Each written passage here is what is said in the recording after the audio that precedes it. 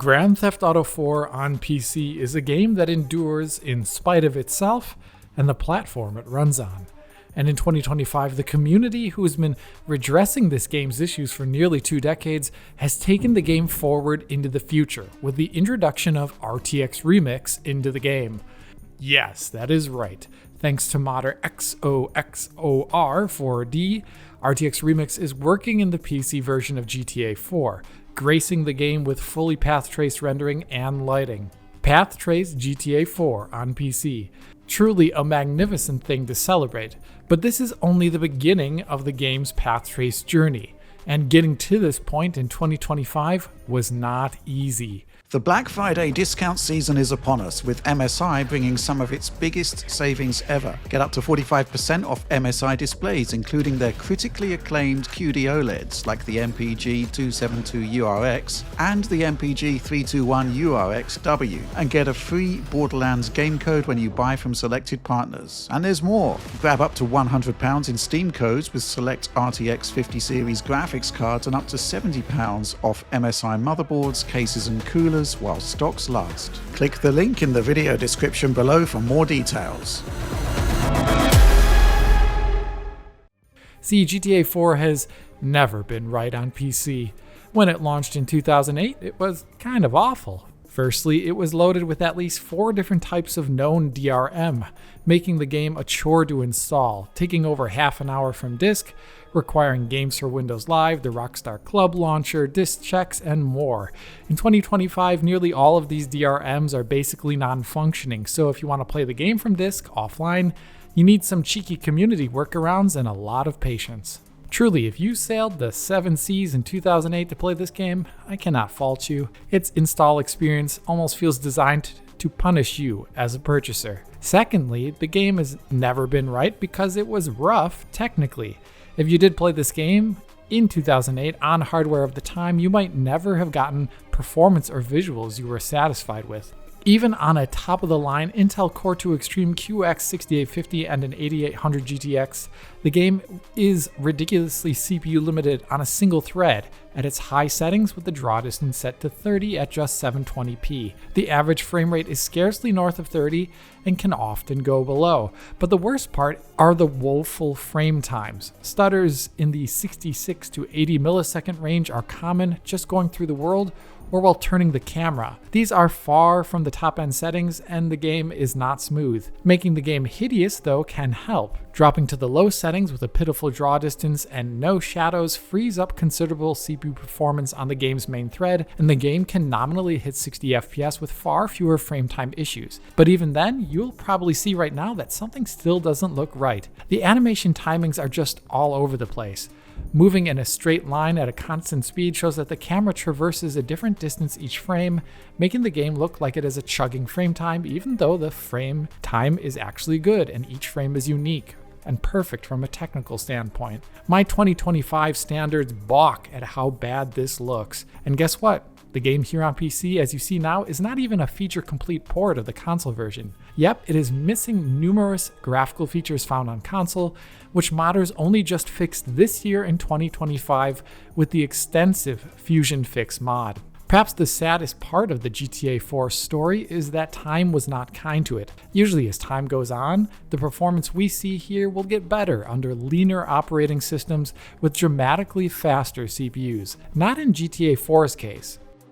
Something, somewhere, at some time went terribly wrong, and GTA 4 actually saw performance degrade over time. You only need to Google this to see what I mean. People complaining about its performance years later with much more powerful hardware. Surely CPUs had finally caught up to its single-threaded problem and propelled it to having much higher performance? Sadly, it is not so straightforward for GTA 4. Even though CPUs now can run the game better than before, various updates to Windows have had strange effects. Here's the game running on a Core i5 2500K from 2011 when CPU limited. We can see that we have an immense 250% average performance uplift over that Core 2 Extreme from the launch period, but reducing the bottleneck in one way has now revealed some inconsistencies. Look at the frame time. Not nearly as nice as you think it would be. The game is running better on better hardware years later, but now we're starting to see some inconsistency pop up.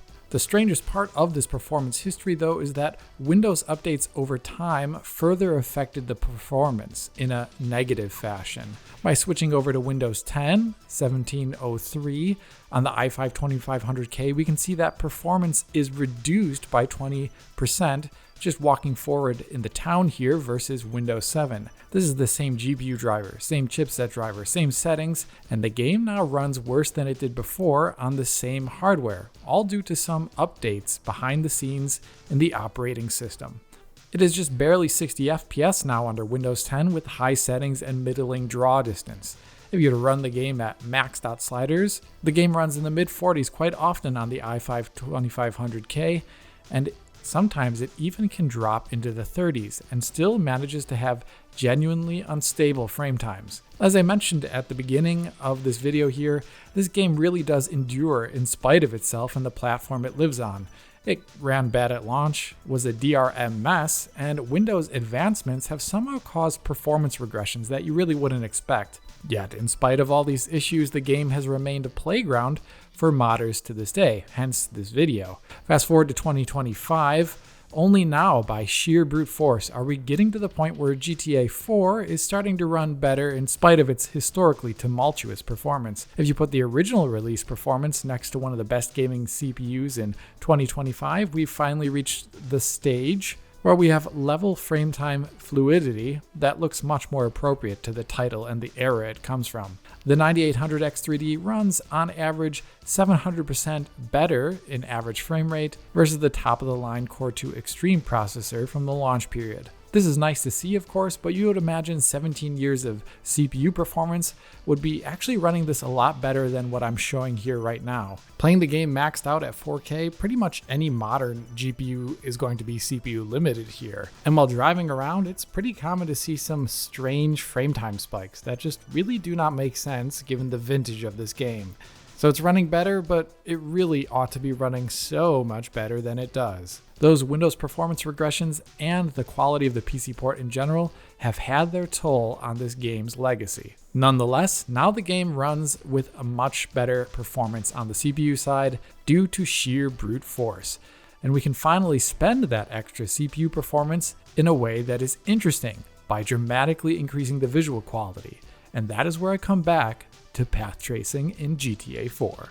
Getting RTX Remix and path tracing to work with GTA 4 was not a simple plug-and-play job, and I asked modder XOXOR4D directly, and they explained that much custom work had to be done to make it work at all in the first place and to get it to the point where it is right now. See, RTX Remix works best with those games that utilized DirectX 7's fixed function pipeline, so from 1998-ish to 2003. Hence why many games I've covered on the channel are from that era or at least support the rendering pipeline later on for some reason.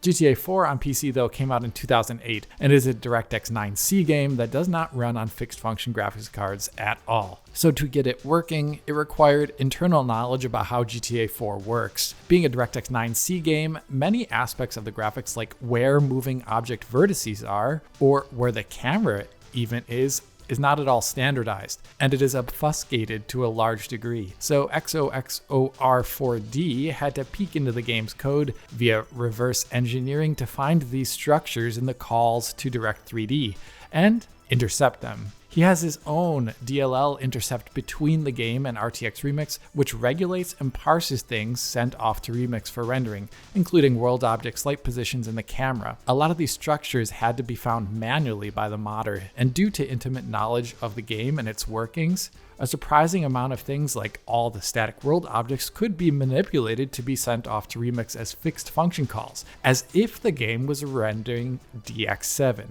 even though it actually isn't. This saves on performance and it makes the translation much more automatic, but not everything was so simple as that. Moving and deforming objects in particular did not come packaged with uncompromised information necessary for their rendering, so Remix does end up doing some vertex shader translation for a number of world objects. You also have the game's weather, fog, and post-processing, which is completely opaque, and Remix has no understanding of it at all. So the modder once again had to go into the game code and find all those systemic structures there and mirror that functionality in his intercept. passing on information about color, post-processing saturation, fog density, and more to Remix, which then has analogous capabilities in its renderer, and values are set accordingly, automatically. This is why the mod has a desaturated look at all like the original, or why it has any time of day effects. The mod can vary the post-processing and weather just like the base game does, and Remix is rendering this stuff based upon the information that the mod is shunting off from the main game. And this is actually very uncommon in RTX Remix projects. XOXOR4D's intercepts is directly utilizing the game's systems and its values and sending them off to Remix, which allows the game to look like it does. This interception work is why a lot of the systemic details show up in RTX Remix, like emissive value variation, which will cause pulsing or flashing texture brightness. You can find those on headlamps or on the turn signals of cars. RTX Remix can then render these with the proper information due to the intercept and actually make them emit real light from their surface, something that would be impossible without path tracing. It's also why the game at night with the mod can have emissive signs that turn on and off, casting green, red,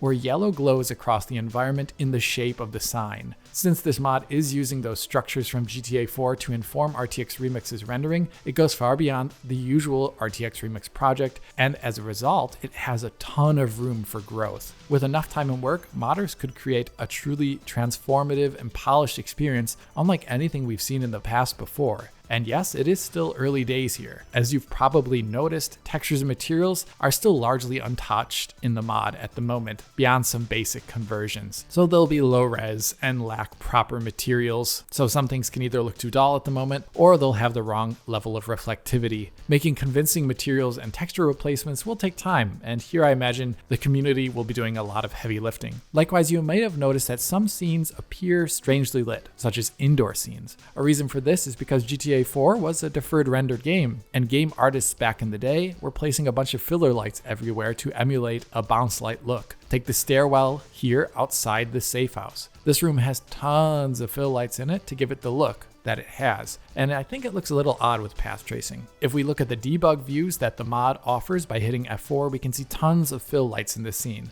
Light sources that do not correspond with a light fixture in the world and are just kind of floating around. At the moment, the mod will leave these on per default, but the modder has been able to intercept these lights from the original game code and has the ability to filter them manually or automatically, so you can turn them off as I show here. This is amazing that this can be done at all, but XOXOR4D thinks the best solution in the future would not be to filter these fill lights. Rather, modders would make custom maps in the game for the game world that have changed light positions that actually reflect the light fixtures in the world more accurately. That is kind of the amazing thing about this mod. It is a tool set or a bridge which will allow modders to tailor the base game to fit the lighting that RTX Remix can offer. Even with it being unfinished, of course, I already think it looks amazing.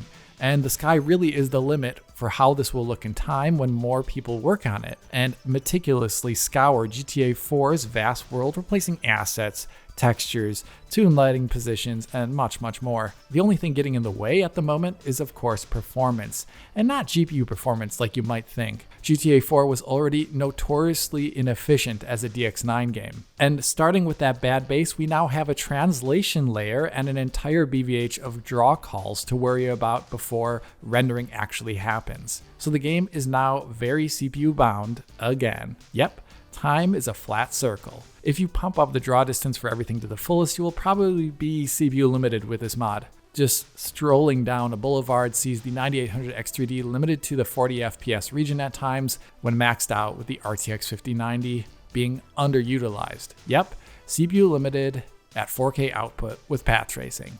To get better frame rates in general, when playing the game, you'll want to turn down those draw sliders, like to 30 or so, and you want to make sure that as many of the graphical options are set to off or low in the menu as you see here. They aren't working anyway really, but having them set to off or low will incur less spurious calls to that translation layer.